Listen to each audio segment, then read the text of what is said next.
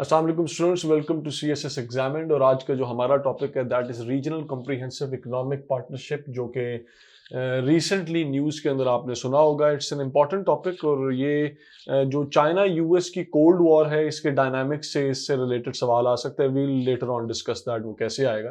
पहले समझना ये ज़रूरी है कि RCEP जो है इसका जेनेसिस क्या है।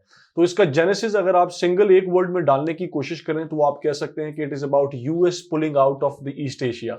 अब वो हुआ कैसे? वो हुआ ऐसे कि डिस्पाइट ओबामा की एशिया पिवट पॉलिसी थी, Donald Trump came and he started pulling out of the regional collaborative agreements. जो एग्रीमेंट्स थे वो उनसे पीछे हटने लग गया। उसमें एक आसियान की साइडलाइंस के ऊपर एक एग्रीमेंट था जिसको आप ट्रांस पैसिफिक पार्टनरशिप एग्रीमेंट कहते हैं। और उस एग्रीमेंट से जो था वो डोनाल्ड ट्रंप जो है वो पीछे हट गया। क्यों? बिकॉज वो रीजनल एशियन रीबैलेंसिंग एक्ट के अंदर चला गया, जहां पर उसने ओपनली चाइना को अपना एनिमी डिक्लेयर कर दिया और चाइना के खिलाफ तमाम इकोनॉमिक इंस्ट्रूमेंट्स को यूज करना शुरू कर दिया।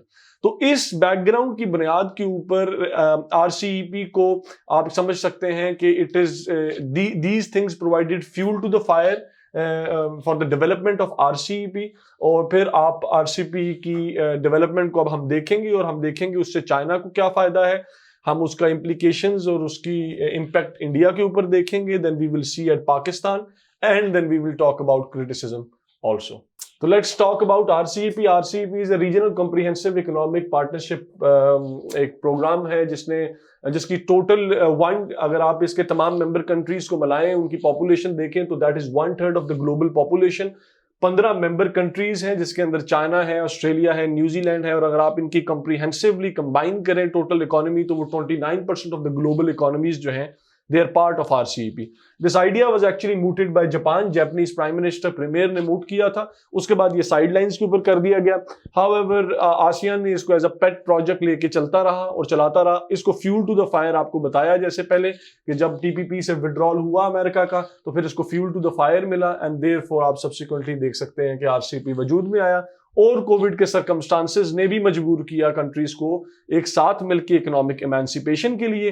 That is how RCEP comes into light. ये दो एरियाज के ऊपर काम करता है। एक ये है कि ये प्रेफरेंशियल ट्रेड एग्रीमेंट्स के through free trade area create करेगा और दूसरा फिर ये इंटेलेक्चुअल प्रॉपर्टी राइट्स को सेफगार्ड करेगा। और इस बुनियाद के ऊपर RCEP जो है ये डेवलप हुआ। नाउ लेट्स टॉक अबाउट कि चाइना के ऊपर इसका क्या इंपैक्ट है।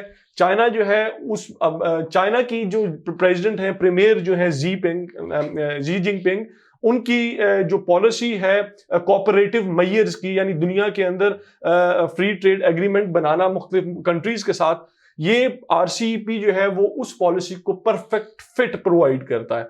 इसको आप कहते हैं चाइनाज डुअल सर्कुलेशन अप्रोच। इसके मुतालिक हम डिटेल के अंदर पढ़ चुके हुए हैं और ऑलरेडी भी सर गजाली ने इससे रिलेटेड कंटेंट को ऑनलाइन शेयर किया हुआ है।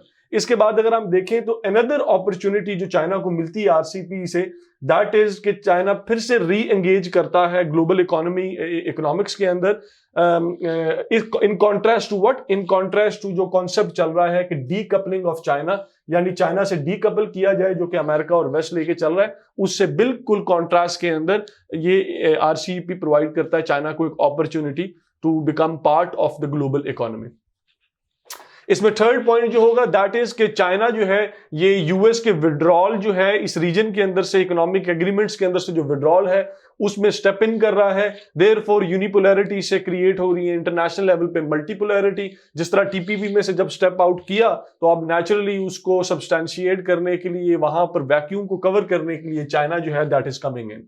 और इसके इंप्लीकेशंस क्या होंगे? इसके इंप्लीकेशन साउथ चाइना सी के लिए होंगे, बिकॉज आसियान की वो तमाम कंट्रीज वो भी इसका पार्टिसिपेंट हैं और उनका जो साउथ चाइना सी का मसला है चाइना के साथ, उसको काफी ज्यादा सेटल आउट करने के आप समझ सकते हैं कि चांसेस इंक्रीज हो सकते हैं। और वो जो चाइना के खिलाफ एक खास उनका ओपिनियन है इन कंट्रीज के अंदर, वो जो है दैट विल टेपर डाउन हो जाएगा और चाइना जो होगा वो मेजर कोलैबोरेशंस कर सकेगा। इसके बाद चाइना को RCEP प्रोवाइड करता है इंस्टीट्यूशनल वॉइस। इससे पहले IMF है, इससे पहले आप देखते हैं वर्ल्ड बैंक है, that provides institutional voice to whom? To United States. Now RCEP जैसे एग्रीमेंट्स प्रोवाइड करेंगे चाइना को institutional voice to establish a rule based economic framework in this region. जिस रीजन को जो बाद में है चाइना लीड करेगा इन कंपैरिजन टू इससे पहले जिस तरह अमेरिका लीड कर रहा था।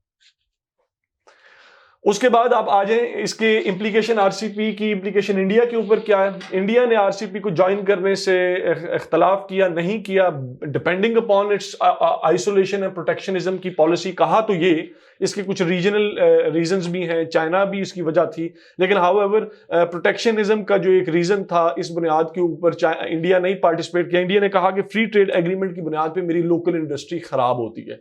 इनका ये एक नया कॉन्सेप्ट है सेल्फ रिलायंस का, आत्मनिर्भर भारत अभियान। इसके अंदर ये कहते हैं कि our local economy should grow, और इस बुनियाद पे उन्होंने ज्वाइन नहीं किया। हाउएवर ये जो चीज है इसका इम्पैक्ट किस पे पड़ता है, इंडिया की लुक ईस्ट पॉलिसी पे इसका इम्पैक्ट पड़ता है। इंडिया का जो एक कॉन्सेप्ट था कि वो अब ईस्ट की तरफ देखेगा rather than looking at the west, उसको इंडिया लगता है कि शायद रिविजिट कर रहा है। और कुछ एनालिस्ट का ये कहना है कि ये एक इंडिया का गैम्बल था। क्यों? वो ये चाहता है कि मैं आरसीईपी को ज्वाइन ना करूं ताकि मैं यूएस के कैंपस के अंदर या यूएस के ब्लॉक के अंदर ज्यादा कोलैबोरेशन करूं। उससे होगा क्या? उससे ये होगा कि यूएस के साथ और डब्ल्यूटीओ के अंदर नेगोशिएशंस में जो इंडिया है वो बेहतर सेटिंग या बेहतर लेवल के ऊपर नेगोशिएशन ट्रेड एग्रीमेंट्स कर पाएगा। However people say that this is not going to pay off. India का ये पॉइंट ऑफ व्यू है कि अगर मेरा यूएसए या डब्ल्यूटीओ में मुझे फेवरेबल नहीं मिलता तो मैं at the end of a day जाके आरसीईपी का हिस्सा बन जाऊंगा। दिस हाउएवर एनालिस्ट से इज अ फ्लॉड पॉलिसी। उसका कॉन्सिक्वेंसेज ये होंगे कि जब भी आप किसी एग्रीमेंट को लेटर ऑन बाद में ज्वाइन करते हैं तो आपको उस एग्रीमेंट के इस्टेब्लिश रूल्स की कॉस्ट पे करनी पड़ती है, जैसे हुआ in case of China joining WTO later on. तो ये भी एक पॉइंट ऑफ व्यू है जो कि देखना है। फिर इंडिया ने लॉस्ट कर दी अपॉर्चुनिटी। कौन सी अपॉर्चुनिटी लूज कर दी? ई कॉमर्स को आगे लेके चलने की, ई कॉमर्स रेवोल्यूशन को लीड करने की इंडिया ने अपॉर्चुनिटी जो है वो लूज कर दी। अब इसके कॉन्सिक्वेंसेस आरसीईपी को पाकिस्तान के पॉइंट ऑफ व्यू से देखा जाए तो पाकिस्तान को सीपेक जो है आपका चाइना पाकिस्तान इकोनॉमिक कॉरिडोर, ये प्रोवाइड करता है अ कॉरिडोर टू आरसीईपी। ये आपका आरसीईपी के साथ एक लिंकेज बनता है। आप देखेंगे कि सीपेक जो होगा उसके अंदर आरसीईपी से रिलेटेड इंडस्ट्रियल ग्रोथ आप अपने स्पेशल इकोनॉमिक जोन्स के अंदर देखेंगे। चाइना से लोग इन्वेस्टमेंट करेंगे और फिर उसको आरसीईपी कंट्रीज के अंदर एक्सपोर्ट करेंगे। दूसरा ये है कि नुकसान पाकिस्तान के लिए क्या है, वो ये है कि इंडो यूएस कॉन्फ्लुएंस और चाइना जो है उनके अलग ब्लॉक्स बन जाना। इससे नतीजा क्या निकलता है कि पाकिस्तान को इंक्रीजिंग पार्टिजनशिप को फेस करना पड़ेगा। कॉन्सिक्वेंटली क्या होगा कि पाकिस्तान जो है इट हैज टू डिसाइड कि आइदर वो यूएस कैंप के अंदर है या चाइना के कैंप के अंदर है। अब इस आरसीईपी के ऊपर क्रिटिसिज्म क्या है? इसके ऊपर क्रिटिसिज्म ये है कि ये ट्रांस पैसिफिक पार्टनरशिप का कॉम्प्रिहेंसिव प्लान जो था उसके बिल्कुल ऐन मुताबिक नहीं है। इसमें एनवायरनमेंट का एलिमेंट मिसिंग है, इसमें लेबर यूनियन का एलिमेंट मिसिंग है। और फिर आखिरी बात यह है कि क्रॉस बॉर्डर इमिग्रेशन के मामला को यूरोपियन यूनियन जिस तरह हैंडल करता है उस तरह हैंडल नहीं करता।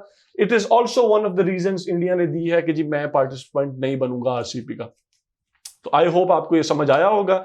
इसका सवाल जो होगा वो आरसीईपी का वो कोल्ड इमर्जिंग कोल्ड वॉर के डायनामिक्स के अंदर वी कैन सी इट, और उसमें हमें चाइना, इंडिया और यूएस की इंप्लीकेशंस को पुट करना पड़ेगा। I hope it was a comprehensive summing up of the topic of RCEP.